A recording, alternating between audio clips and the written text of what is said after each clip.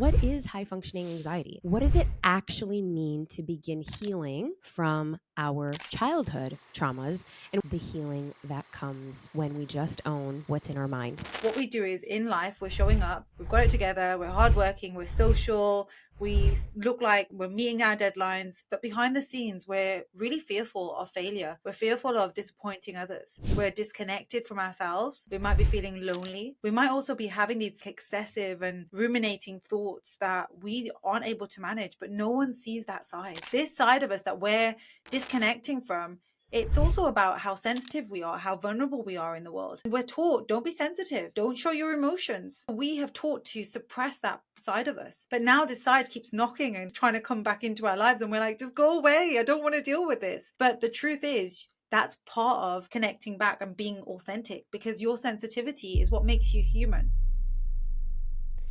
Do you struggle with anxiety or anxious feelings of overwhelm or high stress? Welcome. I'm your host today, Dr. Neeta Bhushan, for the Hay House podcast. So, I want to just first start with what is high functioning anxiety, and is this the new epidemic that we are all facing? So the best way that I can describe this is a bit like imagining a swan. And the way that we see the swan is it's so graceful. It looks like it's got everything together and it just shows up as like it's okay. But underneath that, it's paddling away. So the sort of analogy there is what we do is in life, we're showing up, we've got it together, we're hardworking, we're social, look like we're meeting our deadlines, but behind the scenes, we're really fearful of failure. We're fearful of disappointing others. We're disconnected from ourselves. We might be feeling lonely. We might also be having these sort of like excessive and ruminating thoughts that we aren't able to manage, but no one sees that side. Everyone is so busy focused on this is the part, this is someone who's a perfectionist and has it together, but that's not what's really going on the inside. Well, and I'm so excited that you wrote this book because I think that it's really high time you have the one of our other Hay House authors, shout out to Vex King, because he actually wrote the testimonial, a must read lifeline. It instills the belief that inner peace is within reach. And so, what because on your Instagram, and I think you've also alluded this, there's chapters devoted to this Yeah. inside of your book. But I love how you're breaking down some of these big concepts. So, Mm. can we just break down what socially anxious actually is? So when we think of someone who is socially anxious, it's someone who is physically feeling like that being in a group of people is a threatful situation. And that's because you might be hypervigilant. So you are someone who has been through some sort of trauma growing up, and now you notice the subtle changes in people. So when you're now in a social setting, you may notice, I can hear what's going on there. I can see that. I can understand what's going on there. And it just becomes so overwhelming that we end up in a fight or flight situation. We might also end up in like freezing or fawning as well, where we're just giving out so much energy. So by the end of it, we're just feeling exhausted. So your brain now sees social settings as a danger, a threat. So next time we're in a setting like that, it's like, I don't want to go there. And we then start to develop these anxious feelings even before we get there. So there's this anticipation of what's going to happen when I get there, or I'm going to feel exhausted after, or I'm going to have to make an effort. And if you're feeling exhausted anyway, it's like, how am I going to get through that? And we start ruminating and thinking about all these different things that could happen. But the problem is, our body then is reacting to our imagination and where we're thinking or what we're thinking might happen. And as a result of that, we then start to develop these feelings that can feel like they're out of control. It can make us feel quite panicky and make us really resist wanting to go to social settings.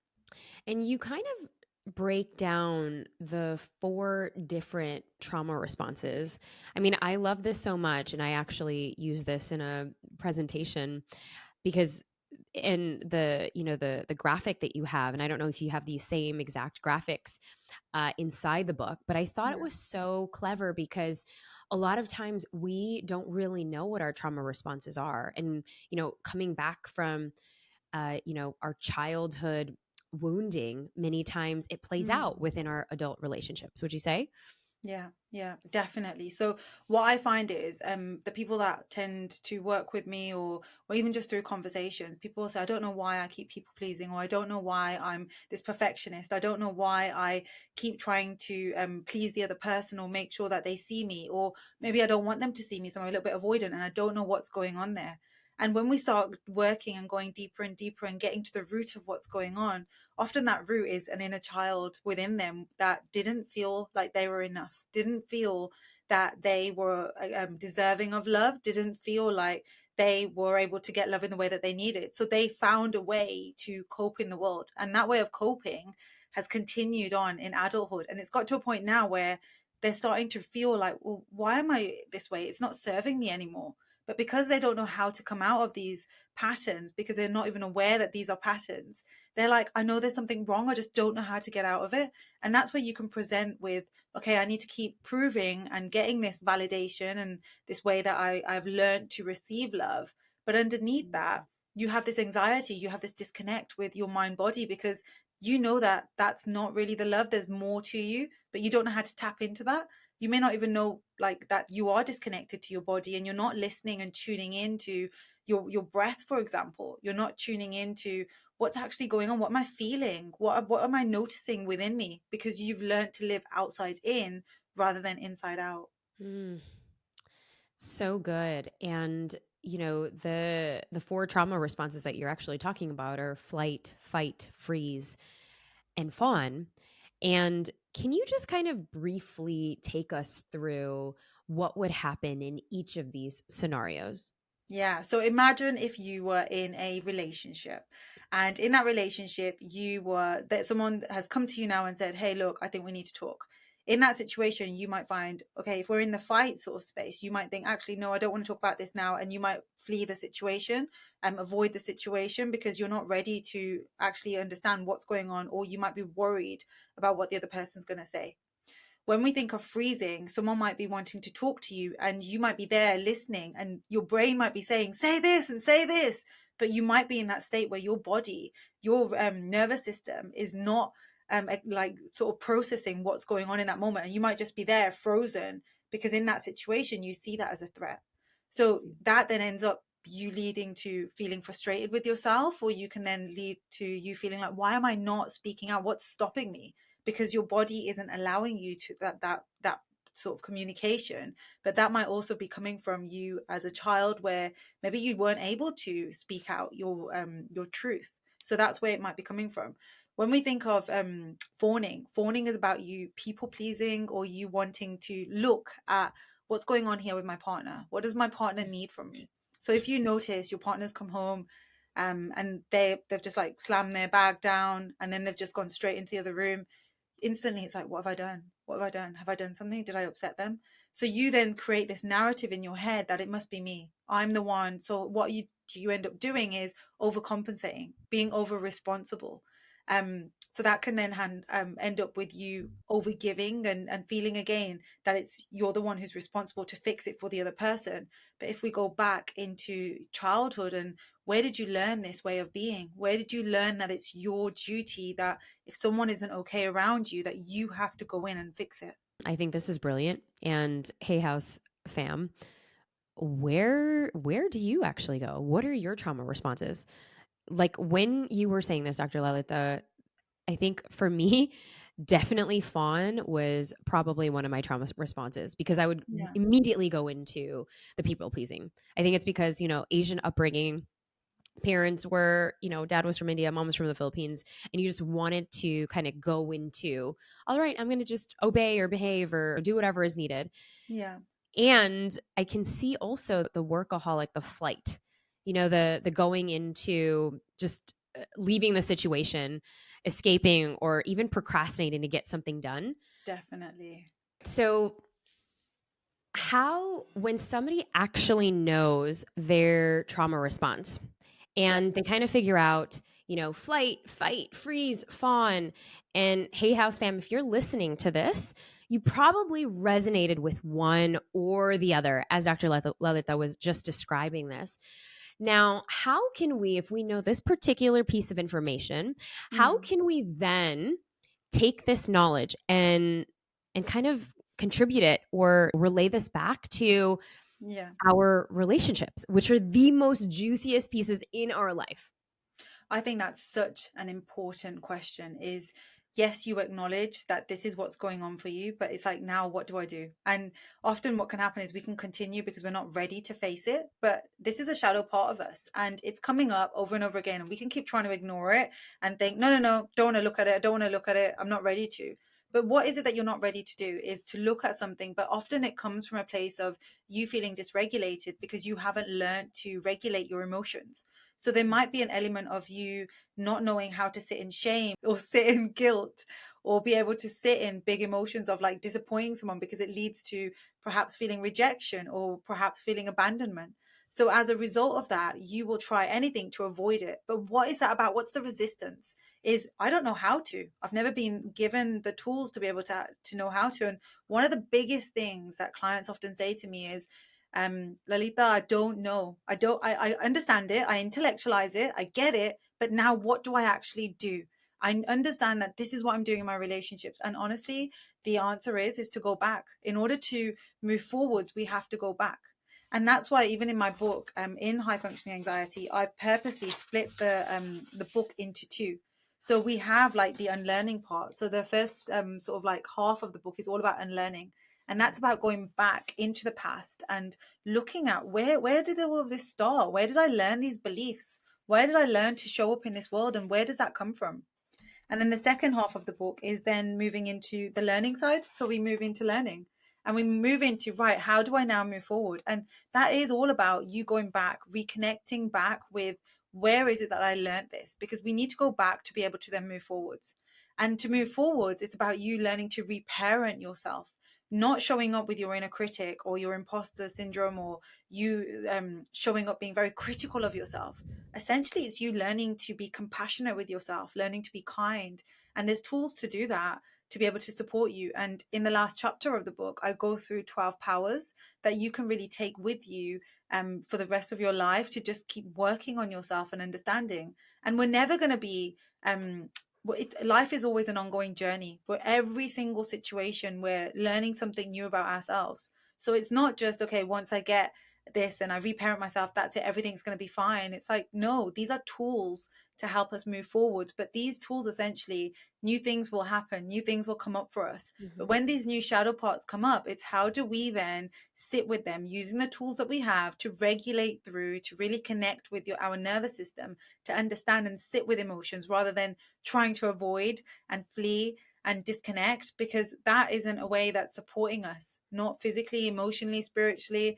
That's not helping us. And I feel like you've just shared a lot of the things that are so prevalent for a lot of people who perhaps maybe grew up in, either difficult Yeah. childhoods. And I want to speak to, we are both brown and we are both coming from Asian backgrounds. Yeah. And I want to also speak to the nuances for Mm. those of us who had immigrant parents. I know Yeah. that many times you are a therapist. I grew up having therapists during some of my heaviest moments of grief and trauma where looking back, I did not know how to relate Yeah. to them. Yeah. And it seemed like they didn't even know how to relate to me because dealing with grief when you're coming from a immigrant household is very Mm. different than coming from someone who was born and raised in Chicago, middle class white family, whatever the that is. And so can you speak to maybe the nuances for either therapists that are listening to this or Mm. mental health workers that are listening to this? How can they be more inclusive Yeah. Yeah. to those who you know maybe it is people pleasing in their culture and Mm. not being able to set boundaries or speaking your truth, and telling your immigrant parents that you're not going to take on the family business or whatever those things are, right? How can they be more equipped with those tools from a healer, teacher, provider perspective when they are dealing with those who have these cultural nuances? That is such a beautiful question because it's something that I see in my work that does come up where people will say, I want to work with you because I know that you'll understand. I know that you'll get it. And they've said, like, I've worked with other people, but they haven't fully understood. But interestingly, one of my therapists that I had was white, but she grew up in a family and an environment where there was a lot of brown people. So she was able to understand the culture in that way. So my it would go back to like what Roger spoke about. He was very person centered, and he spoke about going back into unconditional, trying to understand someone from empathy, trying to understand someone and making sense of what has their journey been like. Because as a therapist, you're trained to keep one foot in the door and one foot out. So you're going into their world to try and understand what's happening. Because I haven't experienced the amount of experiences people come to the therapy space with. I haven't experienced them all. And even if I have experienced something, it doesn't mean that I fully understand the other person. So by me going in, I have to do my own work and understand, hang on, what's my stuff here? What's the other person's stuff here? But also holding that space, but putting my foot through the door and really trying to understand what is their journey like? What are they sitting here in front of me right now? And they're telling me this. Let me get an idea of their household. Let me get an idea of their the family relationships. What was mom and dad like? Were mom and dad born in this country? If not, where did they or when did they come into this country? So you're really trying to understand rather than assuming that, okay, yep, I know, understand this and I know this, or you're then just giving advice of, okay, just why don't you just leave if you're unhappy in the family home? Or if you're not okay with this, why don't you just put a boundary in place? Like certain things, Because that you won't ever can't just happen advise. in like a Desi household. That would you wouldn't even dream you of it wouldn't you because wouldn't it's even say that. something, No. yeah, yeah. But I think it's about having the openness and the empathy to really try and understand what's going on in someone's household and not giving advice because you're trying to allow someone else to just explore what's going on for them. And so, I mean, this is all brilliant. And what I'm recapping and hearing is just the intention of Yeah, being open, just the intention of even navigating from a place of curiosity. Because yeah, when we are yeah. coming from a place of curiosity, it can really change the dynamics and create safety. Because at the end of the day, we just want to feel safe. And Yeah. whether you Yeah. are going to, seek you as a therapist or Mm, even just this book being that safe space, yeah. because it is being written from someone who has also had immigrant parents. And I'd Mm. love to really get your kind of backstory and what has moved you into this work. I find this work is just fascinating. I see it everywhere, but also my own experiences is my dad was born in India. He came here when he was very young. He got married to my mom very young on, but it was all about work, work, work, work, because he was very much in survival mode. It wasn't about, okay, let me sit down and become self-aware. It was very much, how am I going to fend for my family and grow and develop? So the emotional awareness, it wasn't available in that way because for him it was like, right, safety, security for my family is me being financially available. So that was the work ethic. So growing up around that, you see that this is the work ethic, that this is what, how, or what needs to happen. But also being a female, one thing that I noticed over and over again is it wasn't, I've got two little brothers, and they were able to do things that I wasn't able to do, and I would question and I wouldn't understand, and I'd be like, but how come they're doing it and I'm not allowed? Or what's this? And Hmm. you'd start to notice the differences, and something would really fire me up. Like, I don't understand this. And why are we treated differently? And I think that became another part of me, which was like, right, I want to really prove that I am enough and I am okay. So that was another thing that drew me to this high functioning mentality. But I didn't realize it was actually from a place of fear, of a place of proving to everyone else that I'm enough rather than me doing it from my own space, from my own intentions. And it was only until I started my therapy training, they were like, okay, you need to have therapy as part of your as part of the course. It's like, I don't need therapy. There's nothing wrong. Like, I don't understand. And I sat in the therapy room and I was like, right, I need to get these hours in. Let's just go to them. And little did I know that that's where everything was going to come out. And I started to make sense of things. And I was like, wow. But to find the right therapist as well, it took several attempts because you've been told You do not talk about family stuff outside of the family home. You Right. do not let anyone else know, because otherwise it's going to bring shame to the family. So you're going in to this space, but you're also trying to break all these like stigmas, but you need to have a therapist who really understands and gets it. So I remember the first therapist I went to, she would have a clock above her. So she'd always just keep looking at the clock, and I would be like, yep, see, I'm not enough. She's obviously bored. And I'd have my own narrative going on. So Mhm. it took me like about 4 attempts until I found the right therapist. And I was like, this is a therapist who just gets it. She's holding the space for me, and she's able to just help me and see me in the way that I needed.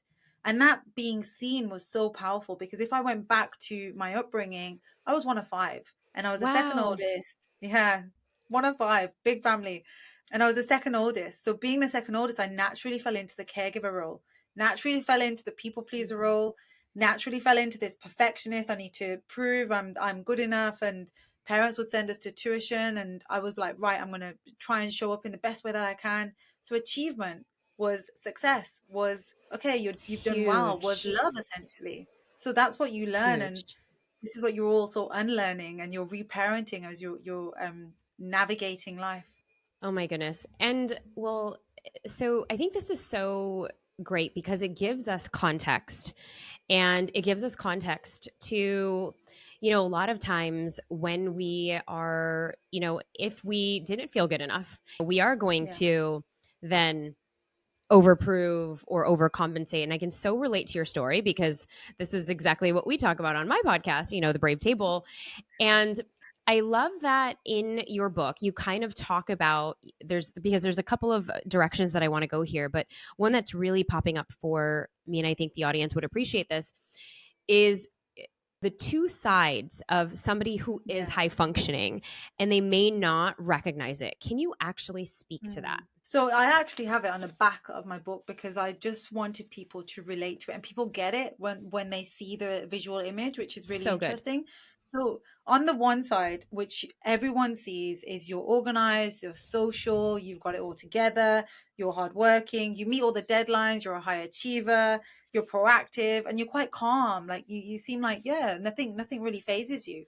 But that's because we've learned the art of masking. We've learned the art of like disconnection from our body and our feelings. So on the other side of high functioning anxiety, we have got this excessive worrying. We have perfectionist traits which often keep us stuck, which allow us to then reach out and procrastinate for weeks sometimes. And then you feel frustrated, resentful, you're overly critical of yourself, you're fearing failure, and you don't want to disappoint people. You feel quite lonely, and you may find yourself like really struggling with sleep as well, like having insomnia.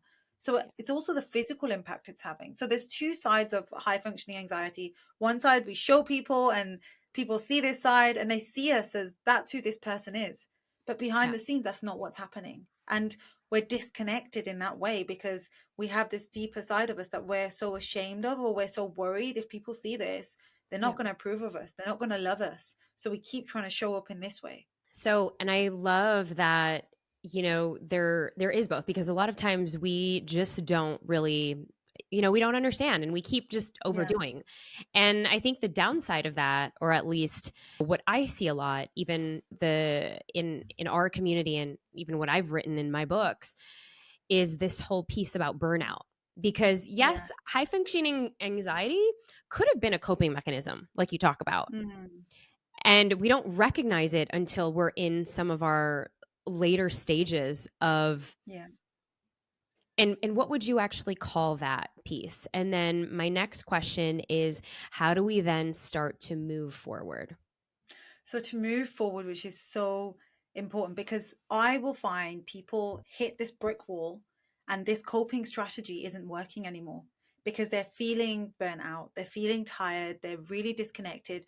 And that then leads them to feeling this high functioning depression. They feel so low within themselves. Every day is like they're having deep thoughts like, what's the point in life? And again, no one really knows that this is what's going on. But they get to that point where they're emotionally fatigued. They might be mentally drained, they cognitively, like they've got this brain fog, they're not showing up in the way. And that's when they're like, I need some help, I need some support here.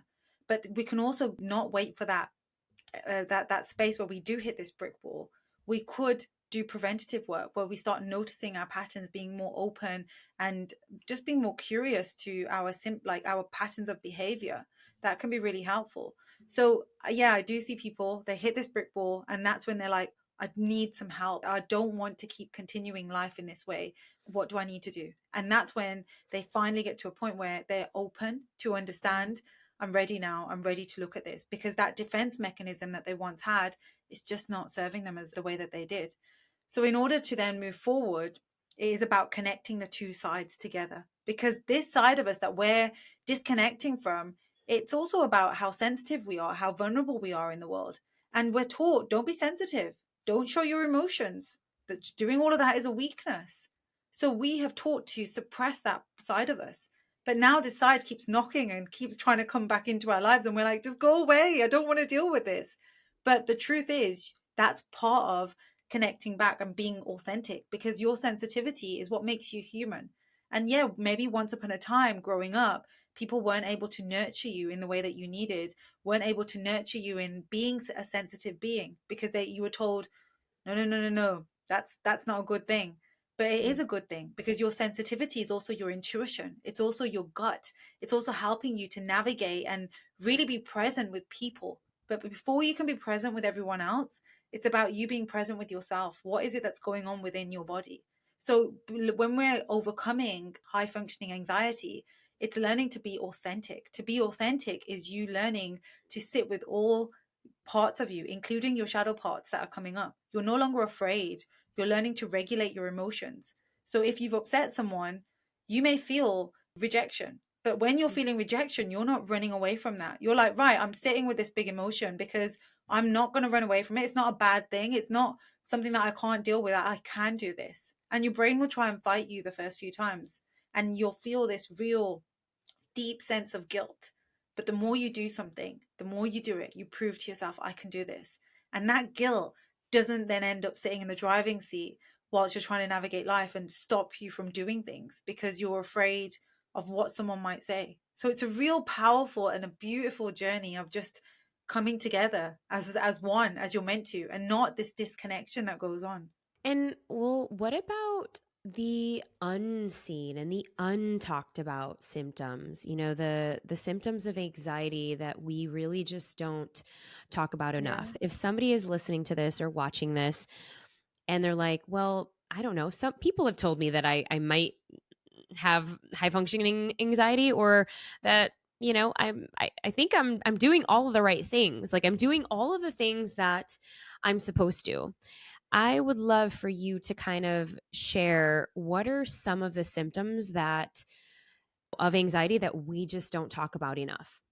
Yeah.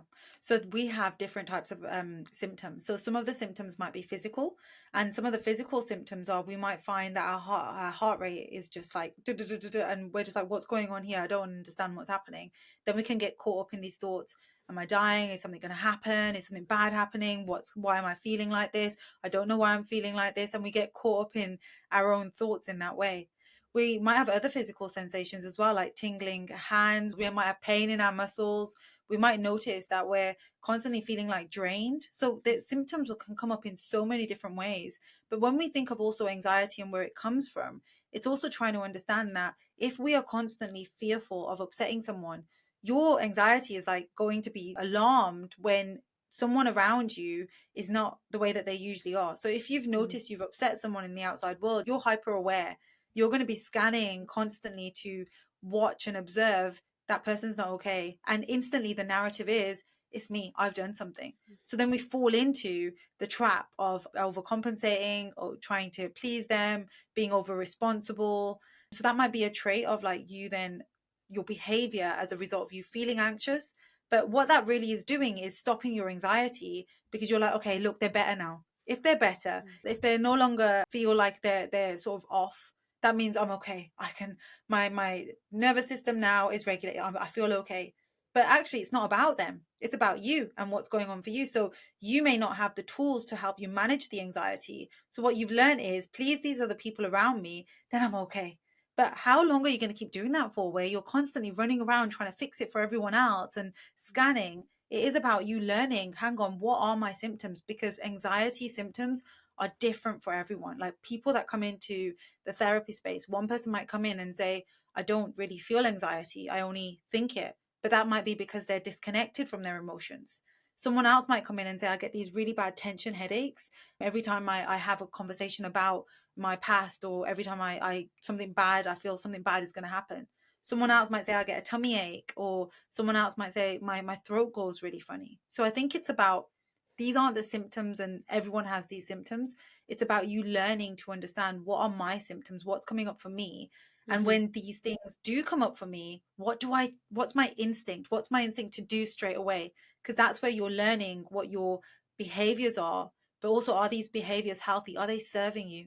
And if not, this is where reflection is so powerful, because it gives you space to be like, I get to make another choice, I get to show up in a different way. So powerful.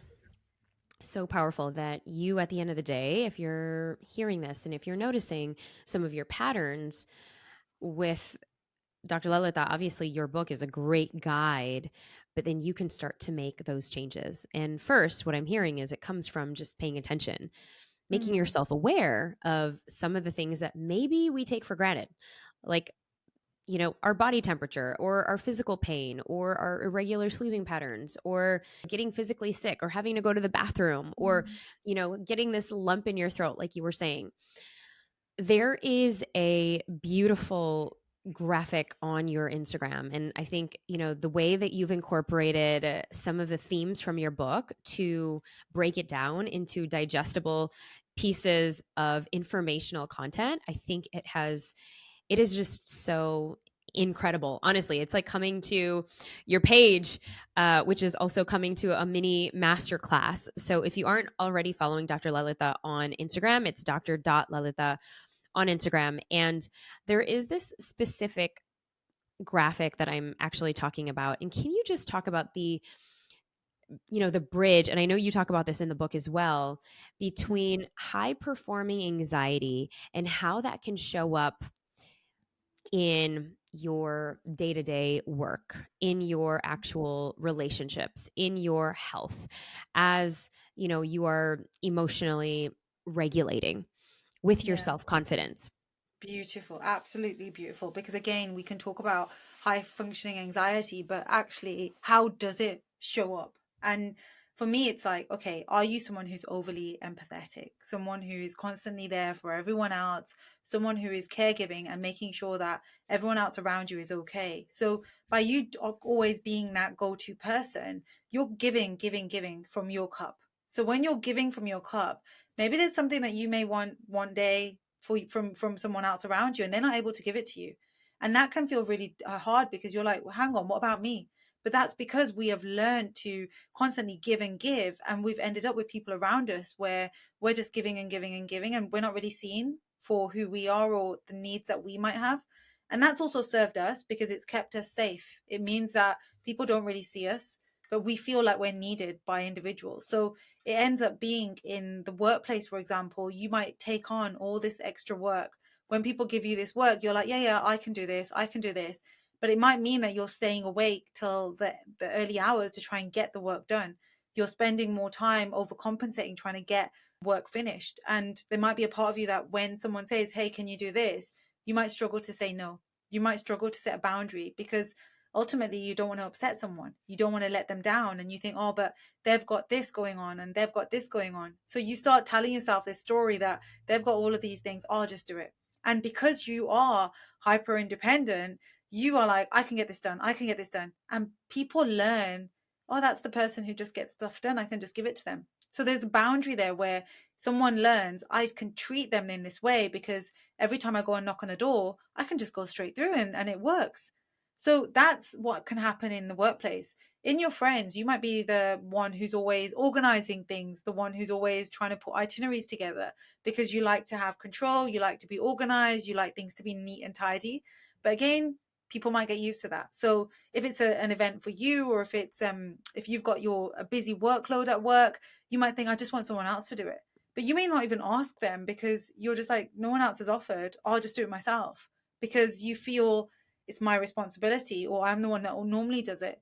But then secretly, you can then feel things like resentment, frustration, but you'll never share it with other people. you'll just hold on to it, and then just continue, like continuing your ongoing journey. So other people don't even know that this is what's going on for you, or this is how you're feeling behind the scenes.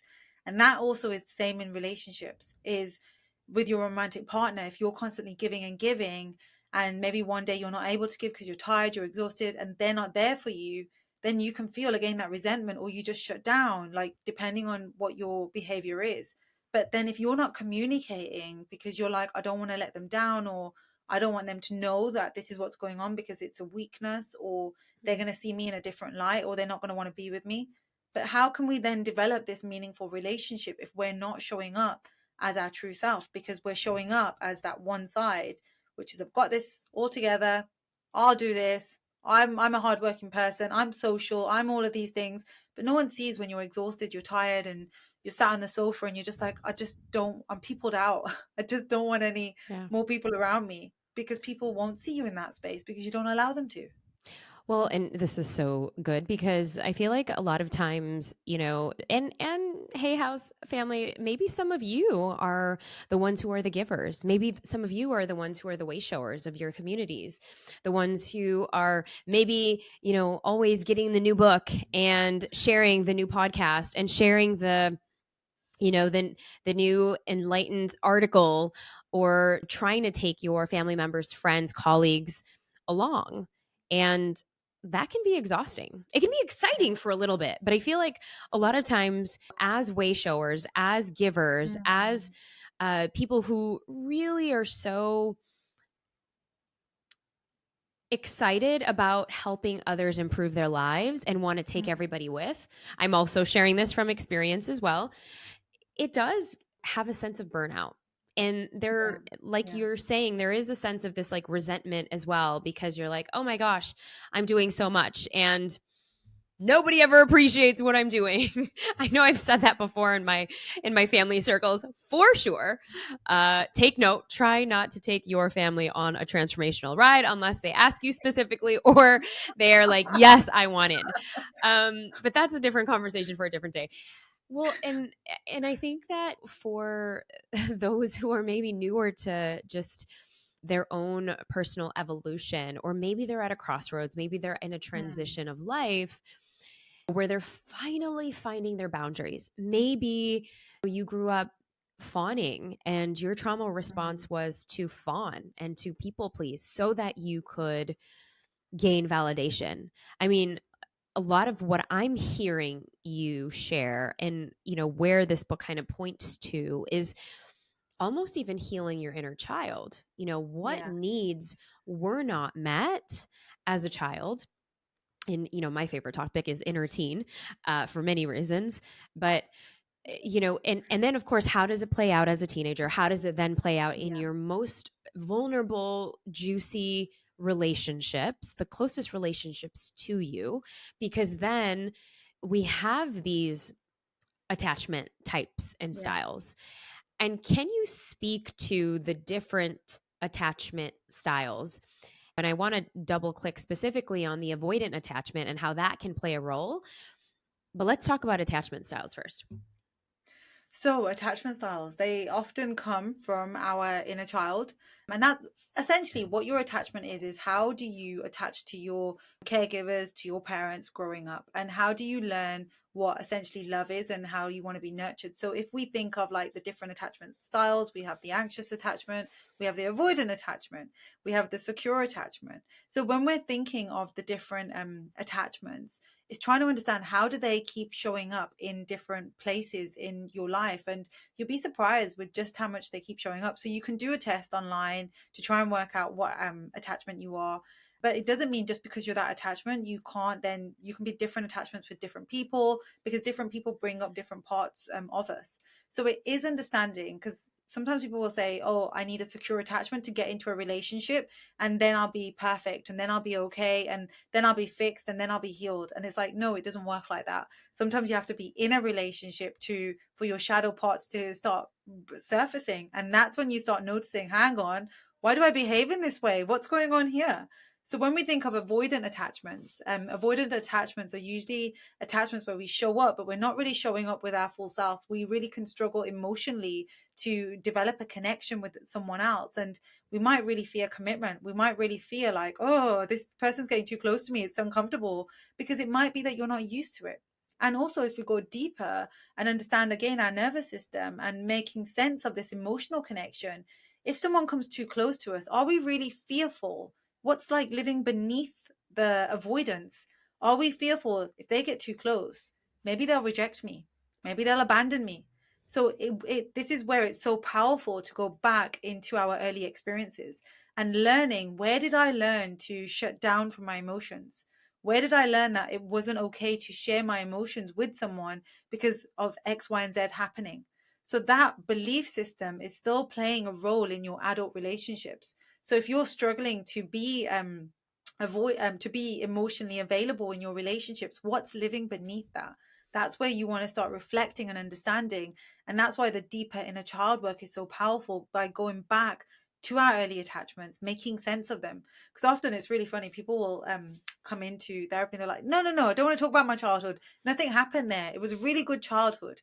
And you're like, okay, right. There's something that's going on there, but something that they're resisting, something that they don't want to go to. And often it's because people don't want to speak badly about their family or their parents. And it's like, we're not here to speak badly about your parents. We're here to try and understand what happened to your child self. Where did you learn that it wasn't okay to be loved in a certain way or to be loved as you? So you developed or shut down this part of you. And that's why you're presenting in this way. So sometimes it's about trust. Can I trust that this person will be able to hold space for me?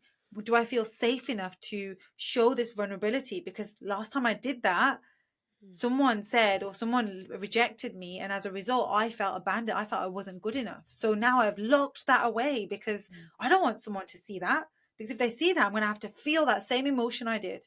So this isn't conscious, this is happening at a subconscious level, but this is also what's going on in relationships. So when you're wanting to be there and you're wanting to be engaged in this relationship, you might really struggle emotionally, and that's why the deep inner child healing is so powerful, to really work on them early wounds.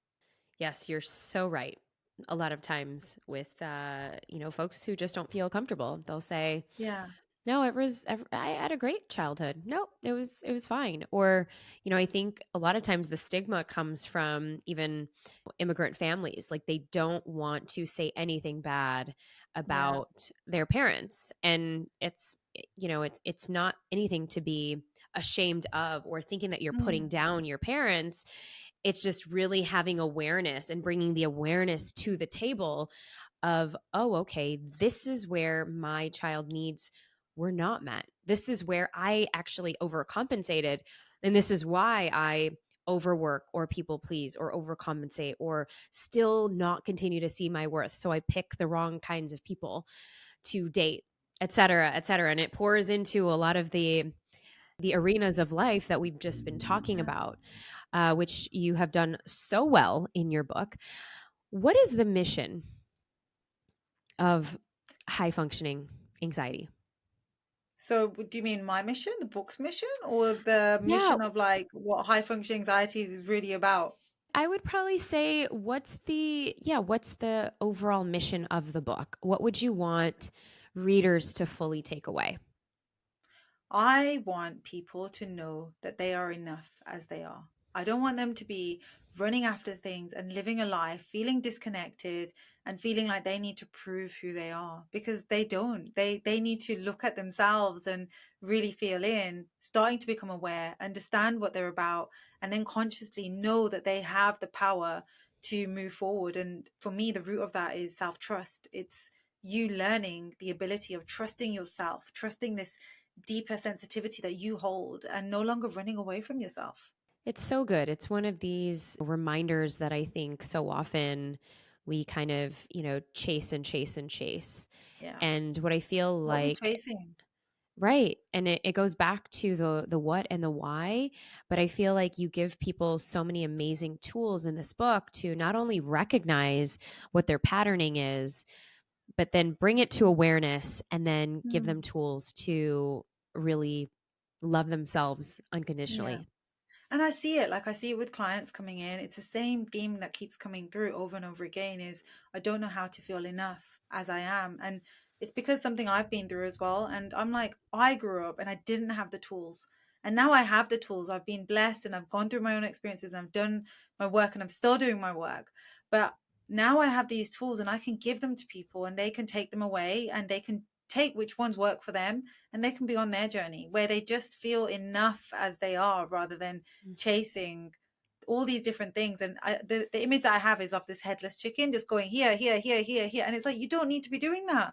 You don't need to live like that. There's Ugh. another way.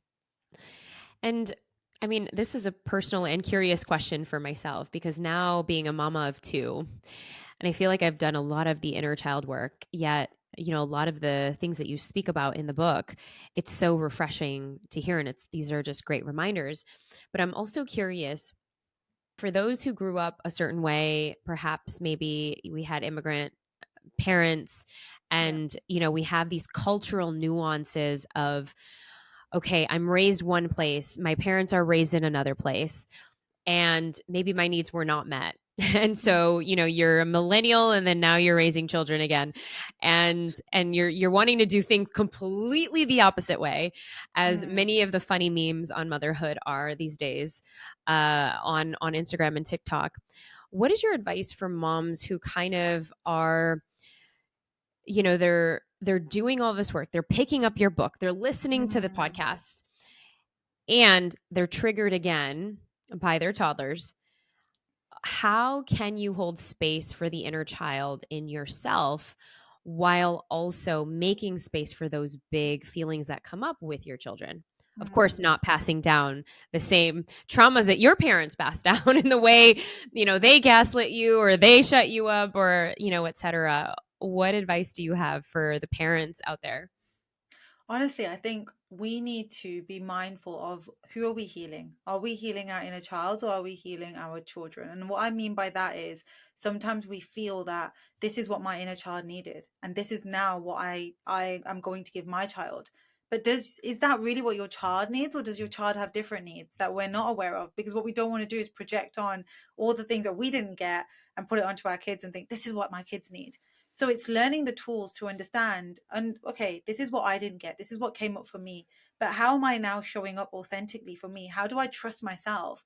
But also, what am I picking up from my toddler? What am I noticing in my toddler is going on? So if I hear them cry, I'm not just going to be like, okay, come on, be a good girl. Let's just do this.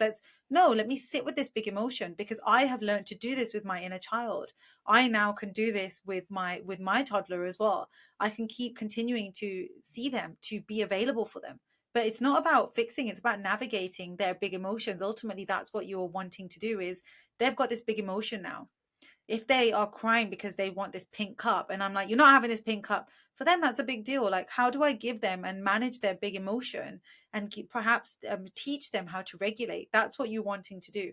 But it's also just being mindful of what belongs to your inner child and what your children need as well. There's a difference in what your children will need versus what your inner child needs, but it starts from you understanding and reparenting your inner child to then show up for your kids in the way that you want to. And your kids will always project things. They'll always bring up different parts, and you'll always learn new things. And from each child, they'll teach you something different. So it is about sitting with that as well, because, like I said, life isn't just right. Great, I've got these tools, and everything's going to be hunky dory. It's not that way. It's like, yeah, we've got these tools, and new things are going to keep coming up for me. So when my toddler is screaming, and I'm exhausted, and I'm tired, and I feel like I just want to go on the floor and scream and shout too, what am I going to do with this feeling that's coming up for me? And where does this feeling come from? Like, what's living beneath this? Do I feel helpless? Do I feel like I'm not asking my partner for support? Do I feel like, hang on, I feel like a failure as a mother because my child is acting in this way? And when I'm swiping on social media, everyone else seems to have it all together. So what's living beneath that? That it's also to sit and reflect with that side of things as well. Mm, so good. So good. I think that so often, we tend to think that the situations that we're in, we can ask for help. Yeah, And, yeah. or we go back to our trauma responses that, oh, I'm used to fixing everything. So I'm just going to keep it, where this was. So I feel like there's just we're going full 360, in this, actually 180 in this whole piece today, healing ourselves, but also healing our inner child.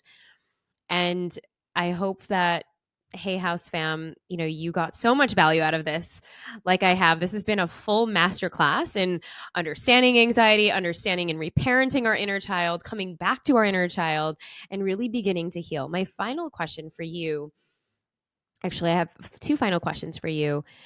For those who are and want to begin their healing journey today, what is the first thing that they could be doing?